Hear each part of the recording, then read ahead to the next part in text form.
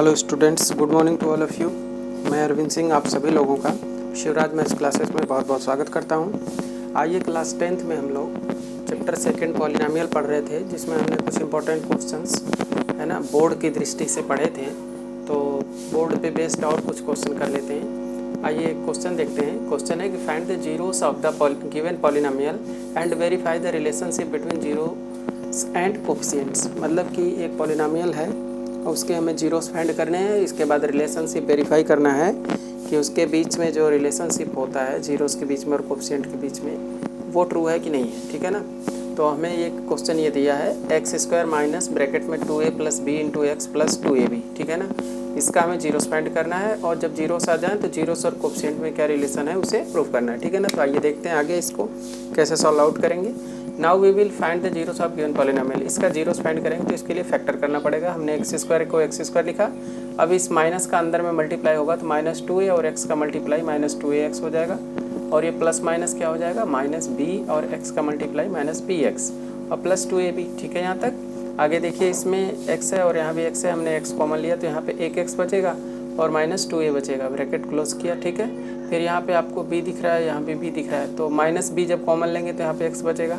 अब माइनस लिया है तो यहाँ माइनस नहीं है, इसलिए यहाँ माइनस हो जाएगा। ठीक है ना। और 2a बचेगा, तो x - 2a यहाँ भी, x - 2a यहाँ भी, x - 2a कॉमन लिया तो x - b दूसरे ब्रैकेट में आएगा। इस तरह से हमारा फैक्टर हो गया। जब फैक्टर हो गया, हमको जीरोस चाहिए तो उस फैक्टर को यानी उस पॉलिनोमियल को जीरो को इक्वल पुट करके हम उसके जीरोस फाइंड करते हैं। तो इसको हम px को जीरो पुट कर दिया। अगर ये हम px सपोज कर लें कि ये हमारा px है, तो px को जीरो पुट करना पड़ेगा। तो px है कि इसके इक्वल x - 2a और x - b, तो इसलिए x - 2a into x - b equal 0 हो जाएगा। तो x - 2a इक्वल 0, तो x इक्वल क्या हो जाएगा 2a, ये इधर चला जाएगा है ना। और यहाँ x - b इक्वल 0, तो x इक्वल क्या आ जाएगा b आ जाएगा। तो these are required zeros of px। ये हमारे दो जीरोस आ गए है ना। इनको हम सपोज कर सकते हैं कि अल्फ़ा इक्वल 2a है और बीटा सेकेंड जो है वो b है। ये हमारे दो जीरोस आ गए। ठीक है। अब हम आगे देखेंगे कि इसका वेरिफिकेशन कैसे करेंगे।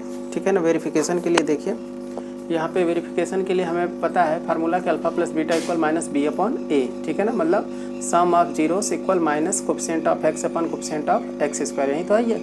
तो alpha plus beta, alpha beta हमें गिवन है 2a एंड b, तो यहाँ लिखेंगे 2a plus b, alpha plus beta हो गया इक्वल टू माइनस फार्मूले से लिया। अब b की वैल्यू कितनी है, b की वैल्यू देखिए वो है ये।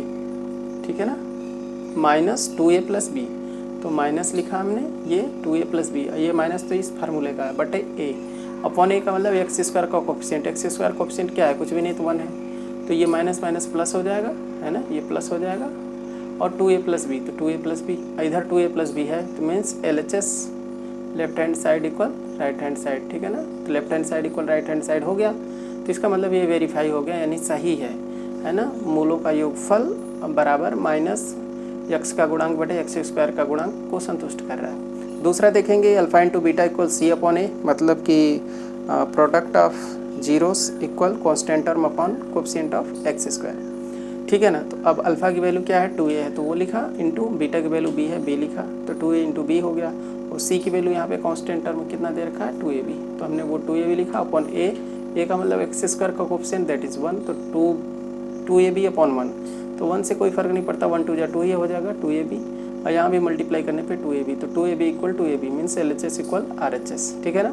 तो हेंस वेरीफाइड, तो मतलब इसका सम ऑफ जीरोस और प्रोडक्ट ऑफ जीरोस दोनों वेरीफाई हो गया है ना, दोनों को सेटिस्फाई कर रहा है। ठीक है ना।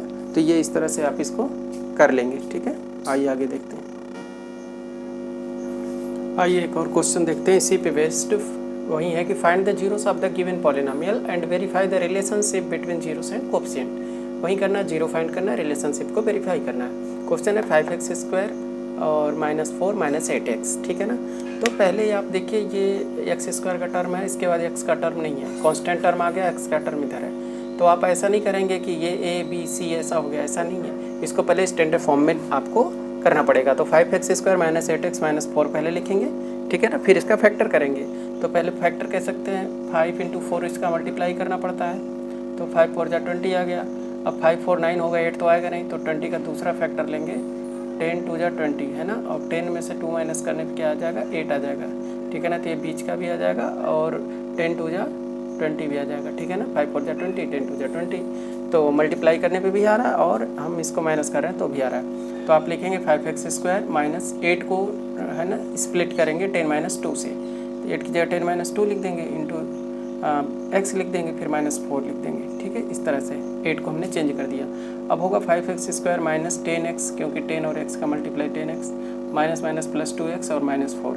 यहाँ पे आप देखेंगे कि इसमें आपको 5x कॉमन दिख रहा है दोनों में। जब 5x कॉमन लेंगे तो यहाँ पे x आएगा और 5 2 10 यहाँ पे 2 बचेगा। ठीक है ना।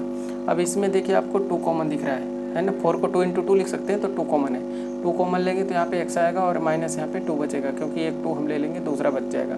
अब आपको दिख रहा होगा x - 2 दोनों में कॉमन है, तो x - 2 लिया। तो इसके बाहर 5x है वो लिखा, इसके बाहर +2 है वो लिखा। तो इस तरह से हमारा ये फैक्टर हो जाएगा। फैक्टर होने के बाद अब हम करेंगे इसका जीरोस फाइंड करेंगे। तो for zeros of the given polynomial we put px = 0। px क्या है? x - 2 5x + 2 = 0। तो यहाँ से x - 2 = 0, तो x की वैल्यू क्या आ जाएगी? 2 आ जाएगी। और 5x + 2 = 0 पुट करेंगे तो 5x इक्वल क्या आ जाएगा? -2। तो x की वैल्यू क्या आ जाएगी? -2/5। ठीक है ना। तो ये x की दो वैल्यूज़ आ जाएंगी। तो इनको हम क्या कर लेते हैं? अल्फ़ा और बीटा सपोज कर लेते हैं कि हमारे अल्फ़ा एंड बीटा है। तो लेट अल्फ़ा = 2 कर लिया है ना। दूसरी वैल्यू जो आई उसको बीटा कर लिया, बीटा = -2/5। ठीक है। अब हम इसको वेरीफाई करेंगे। तो आपको पता है फार्मूला हमको कि अल्फ़ा प्लस बीटा = -b/a होता है। तो अल्फ़ा की जगह 2 लिखा, बीटा की जगह -2/5 लिखा, इक्वल टू -b/a। -b क्या है? b देखिए उसमें -8 है। ठीक है ना। ऊपर वाला नहीं देखना, नहीं आपका गलत हो जाएगा। यहाँ पे -8 देखेंगे तो ये माइनस फार्मूले का लिया। अब b की वैल्यू -8 है तो उसको हमने ब्रैकेट में -8 लिखा। ओवर a की वैल्यू 5 है, x² का कोफिशिएंट a होता है, तो ये 5 हो गया। तो ये 2 का 2 और प्लस माइनस माइनस हो गया 2/5 equal to minus minus plus 8/5। ठीक है ना। अब इधर देखिए इसको सॉल्व करिए। 5 और 1 का एलसीएम 5 आएगा। 1 का 1 बचे 5, 5 दूनी 10, 5 से किया 5 इकाई 5, 1 दूनी 2, 10 में से 2 गए 8, 8/5 इधर भी, 8/5 इधर भी। तो दोनों सेम हो गया, 8/5 8/5 दोनों इक्वल टू LHS और RHS सेम आ गए। तो इसका मतलब ये वेरीफाइड हो गया। ठीक है। आइए इसका प्रोडक्ट करते हैं। तो अल्फा इंटू बीटा = c/a है ना। Product of zero equal constant term over coefficient of x²। तो अल्फा की जगह 2 लिखा, बीटा की जगह -2/5 लिखा। ठीक है ना, ये रहा। और c की वैल्यू क्या है वहाँ पे देखिए, c की वैल्यू -4 है। ये देखिए आप यहाँ पे -4, तो ये -4 आ गया। और a की वैल्यू 5 थी तो 5 लिख दिया। ठीक है। अब 2 2 4 होगा -4/5, यहाँ भी -4/5, तो ये भी LHS = RHS हो गया। तो इसका मतलब ये भी वेरीफाइड हो गया। तो इस तरह से हम क्वेश्चंस जब आएंगे कि उसमें उसके जीरो फाइंड करना रहेगा, उसको वेरीफाई करना रहेगा, तो इस तरह से हम कर लेंगे। ठीक है। आइए अगला देखते हैं क्वेश्चन नंबर 3 इसका। थर्ड पार्ट में हमको इसका फैक्टर करना है और फिर इसका वेरीफाई करना है। ठीक है ना। तो r² s² × x² + 6rst × x + 90²। ठीक है ना। तो इसको आप देख रहे हैं कि ये सब पे स्क्वायर लगा है, यहाँ भी स्क्वायर लगा है। तो हमने देखा कि ये दोनों स्क्वायर वाली संख्याएं हैं, स्क्वायर वाले नंबर्स हैं। तो इसको हम लिख सकते हैं RS × x का होल स्क्वायर, आएगा यही चीज़। इसको लिख सकते हैं 3t का होल स्क्वायर, तो आएगा यही चीज़ 90²। ठीक है ना। अब हम a² + b² मिल गया, हम बीच में 2a भी लाना चाहते हैं, तो हमने 2 लिखा। a की जगह पे यही लिखा जो a की जगह पे था, RSX, क्योंकि पहले a² होता है। तो a² होता है तो a की वैल्यू हो गई RS × x, तो हमने RS × x लिखा। और b की वैल्यू क्या है? 3t है ना। तो हमने यहाँ पे b की जगह 3t लिख दिया। अब इसका मल्टीप्लाई करिए, 3 2 = 6 आ रहा है, r आ रहा है, s आ रहा है, t भी आ रहा है और x भी आ रहा है। तो पूरा यही चीज़ है, लिखने का तरीका ये थोड़ा सा चेंज है। तो ये हो गया a² + b² और +2ab। ठीक है ना।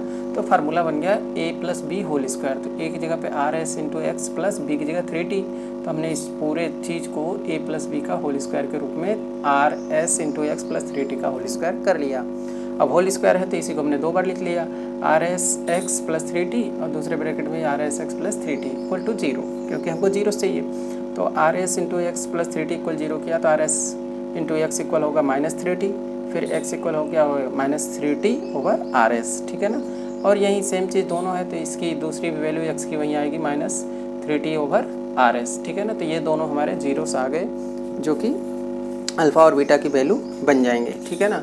अब हम यहाँ पे कर लिए कि a की वैल्यू क्या है, इससे कंपैरिजन किया। x² का कोफिशिएंट देखिए r² s², तो r² s² a की वैल्यू हो गई, 6rst है ना, ये b की वैल्यू हो गई, और 90² पूरा c की वैल्यू हो गई। ठीक है ना। क्योंकि वेरिएबल इसमें x है, तो यहाँ पे x² है, ये x है, इसमें x है नहीं, तो ये कांस्टेंट टर्म हो जाएगा पूरा। ठीक है।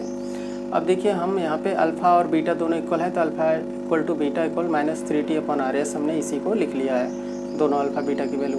अब हम इसका वेरीफाई करेंगे, alpha plus beta equal -b/a, ठीक है ना। तो अल्फ़ा की वैल्यू पुट किया और फिर प्लस बीटा की वैल्यू पुट किया, यही -3t/RS, इसको ऐड किया तो हर बीट के बराबर है, डिनोमिनेटर सेम है, तो सीधे ऊपर ऐड होगा 3t कितने हो जाएंगे 60, -60 हो जाएगा, और 6t नीचे RS है तो RS नीचे रहेगा, सेम है तो वहीं रहेगा, इतना आ जाएगा।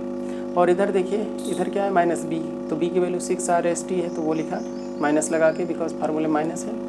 और a की वैल्यू क्या है r² s², तो वो हमने लिखा, तो 6 का तो 6 हो गया, एक r और s, यहाँ से एक r s कैंसिल हो जाएंगे क्योंकि यहाँ दो हैं, तो यहाँ नीचे एक r और एक s बच जाएगा और ऊपर केवल t बचेगा क्योंकि ये दोनों कैंसिल हो जाएंगे। तो यहाँ -60/RS आ गया, यहाँ भी -60/RS, यहाँ भी -60/RS, तो LHS इक्वल RHS हो गया। इस तरह से हम इसको वेरीफाई कर लिए।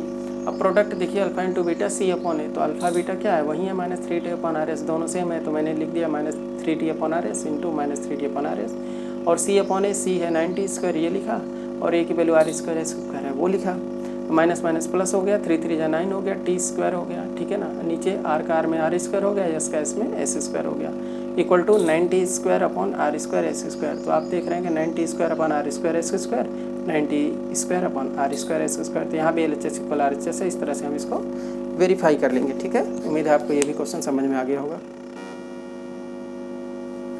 आइए आज का एक लास्ट क्वेश्चन देख लेते हैं। लास्ट क्वेश्चन हमारा है कि if the product of zeros of the polynomial ax² - 6x - 6 is 4, मतलब इस पॉलिनोमियल का प्रोडक्ट 4 है, then find the value of a, तो a की वैल्यू क्या है, ठीक है ना। तो इसके लिए हम क्या करेंगे कि वी हैव px इक्वल जो दिया है उसको लिखेंगे, और इसका कंपैरिजन जो क्वाड्रेटिक इक्वेशन का जनरल फार्मूला होता है x² + bx और प्लस c, इससे कंपेयर करेंगे, है ना। इससे कंपेयर करेंगे तो a की वैल्यू ये आ जाएगी, b की वैल्यू -6 आएगी और c की वैल्यू -6 आएगी, ठीक है ना। फिर हम क्या करेंगे कि सम ऑफ जीरोस निकालेंगे, है ना। ज़रूरत नहीं है सम ऑफ जीरोस की क्योंकि आपको प्रोडक्ट दे रखा है, तो सीधे आप निकाल सकते हैं। मैंने निकाल दिया आपके लिए कि सम ऑफ जीरोस देख लीजिए, -coefficient of x upon coefficient of x², है ना। Alpha plus beta equal -b/a हो जाएगा सम ऑफ जीरो। अल्फ़ा बीटा आपको पता नहीं इसलिए ऐसे ही रहेगा, माइनस कीजिए माइनस, b की वैल्यू -6 है तो -6 लिखा, ओवर a रहेगा, माइनस माइनस प्लस हो जाएगा, प्लस का 6/a, तो alpha plus beta equal 6/a, equation number 1 आ गया। इसकी कोई ज़रूरत नहीं है, आपको आपने निकाल लिया, ठीक है ना। एग्जाम में आएगा तो आपको निकालने की जरूरत नहीं, सीधे आप प्रोडक्ट निकालेंगे। And product of zeros equal होगा constant term upon coefficient of x², ठीक है ना। अब प्रोडक्ट क्या होता है, अल्फ़ा इंटू बीटा होता है, तो alpha into beta equal c/a, ये रहा आपका, ठीक है ना। Alpha into beta equal -6/a हो जाएगा क्योंकि c की वैल्यू क्या है -6 है और a तो यही है, ठीक है। और आपको यहाँ पे दे रखा है प्रोडक्ट 4 है, we have given that alpha into beta equal 4 है, प्रोडक्ट 4 है, तो हम प्रोडक्ट अल्फ़ा इंटू बीटा की जगह 4 लिख देंगे, इक्वल टू -6/a। अब क्रॉस मल्टीप्लाई करेंगे, 4 का a में 4a हो जाएगा, 1 का 6 में -6 हो जाएगा, इसका इधर इसका इधर, ठीक है। अब a इक्वल क्या हो जाएगा -6/4, तो अब इसको 2 से करेंगे तो 2 3 जा 6, 2 2 जा 4, तो क्या आ जाएगा a की वैल्यू -3/2। तो इस तरह से आप a की वैल्यू फाइंड कर लेंगे, ठीक है। उम्मीद है आज का क्लास में जो भी चीज़ आपको बताया गया ये सब समझ में आया होगा, ठीक है। तो समझ में आया होगा तो बिल्कुल वीडियो को लाइक कीजिएगा, सब्सक्राइब कीजिएगा, लोगों के साथ शेयर कीजिएगा, बेल आइकन को प्रेस कर लीजिएगा जिससे आपको नोटिफिकेशन मिल जाए। Thanks for watching.